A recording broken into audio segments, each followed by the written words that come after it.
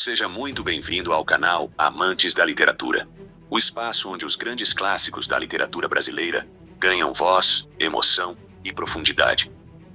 E se a lealdade fosse mais forte do que a própria civilização, mais forte do que a guerra, mais forte do que o amor proibido, mais forte até do que a morte, no coração de uma terra ainda em formação, onde o Brasil colonial se divide entre a selva indomável e a tentativa frágil de uma sociedade europeia transplantada, nasce uma história que não é apenas sobre pessoas, mas sobre mundos que colidem. De um lado, a natureza absoluta, viva, sagrada, quase divina. Do outro, a ambição humana, marcada por interesses, sangue e poder. E entre esses dois universos, um vínculo improvável se forma, um vínculo que desafia todas as regras do tempo, da cultura e da própria sobrevivência. É aqui que conhecemos o cenário da imponente casa de Dom Antônio de Maris, um fidalgo português que tenta manter, no meio da selva brasileira, um último reduto de honra, disciplina e tradição europeia. Ao seu redor, familiares, agregados e aventureiros formam uma pequena sociedade isolada, cercada por perigos vindos de todos os lados. Mas é também aqui que vive Cecília, sua filha. Pura, sensível, quase intocada pelo mundo violento que a cerca. Cecília representa algo raro naquele ambiente, a delicadeza que resiste ao caos, a inocência que floresce mesmo à sombra da destruição iminente. Então, surge ele, Peri, um indígena da tribo dos Goitacás, cuja presença não se limita à força física ou à habilidade na selva. Peri é lealdade em estado absoluto. É instinto, honra e devoção levados ao extremo. Desde o primeiro instante em que cruza o caminho de Cecília, nasce nele um sentimento que ultrapassa qualquer lógica, uma entrega total, incondicional, silenciosa, quase sagrada. Mas o mundo ao redor não é simples. A casa de Dom Antônio de Maris não é apenas um lar. É também um território cercado por tensões. Entre os próprios habitantes, há desconfiança, interesses ocultos e desejos perigosos. E, entre todos eles, destaca-se uma presença sombria. Loredano, um homem que esconde sua verdadeira natureza atrás de uma máscara de respeito, mas que carrega dentro de si a ambição e a violência de um traidor. Enquanto isso, a floresta observa tudo em silêncio.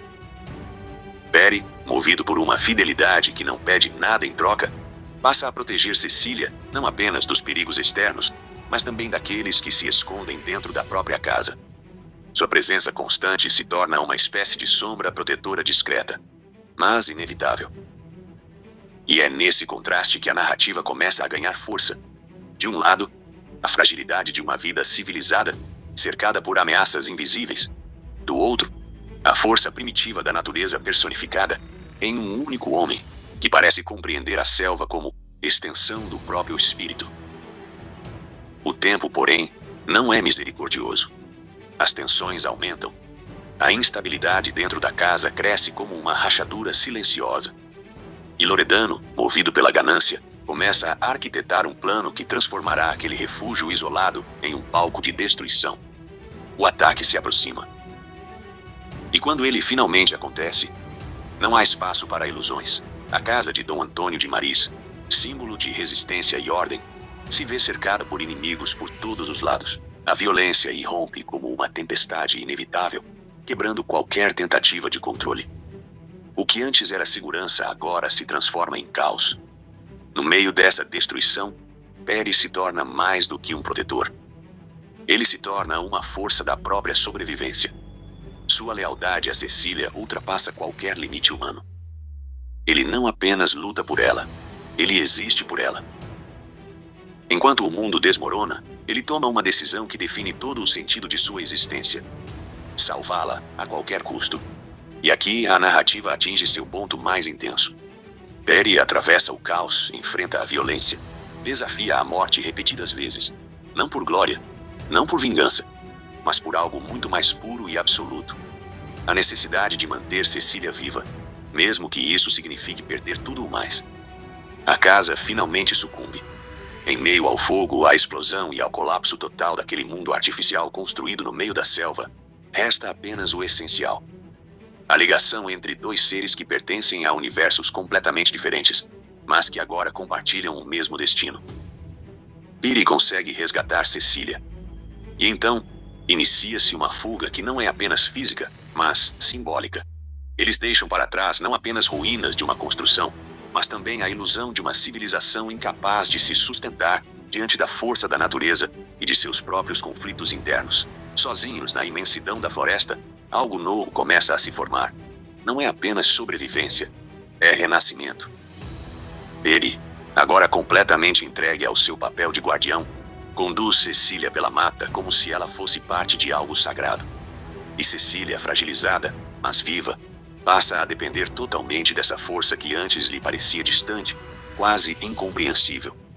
A selva, antes inimiga, torna-se abrigo.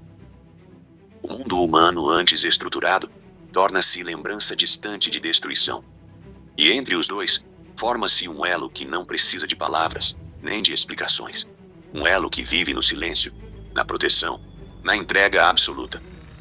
Mas essa união não é simples. Ela carrega em si um dilema profundo.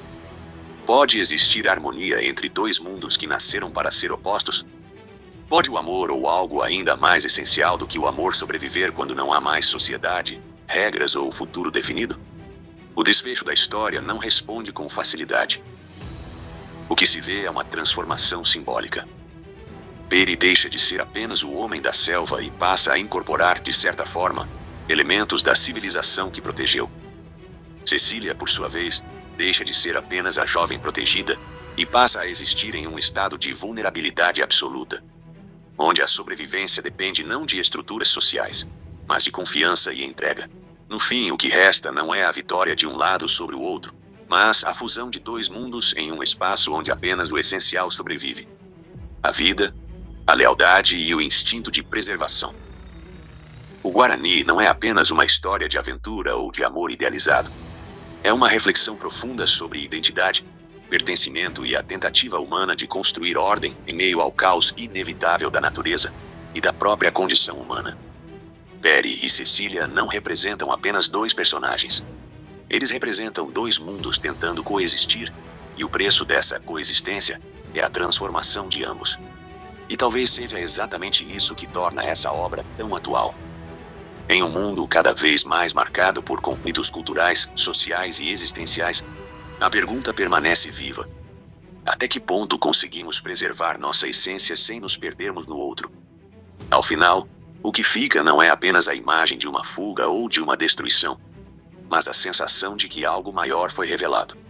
A fragilidade de tudo o que chamamos de civilização diante da força bruta da natureza e da profundidade dos vínculos humanos.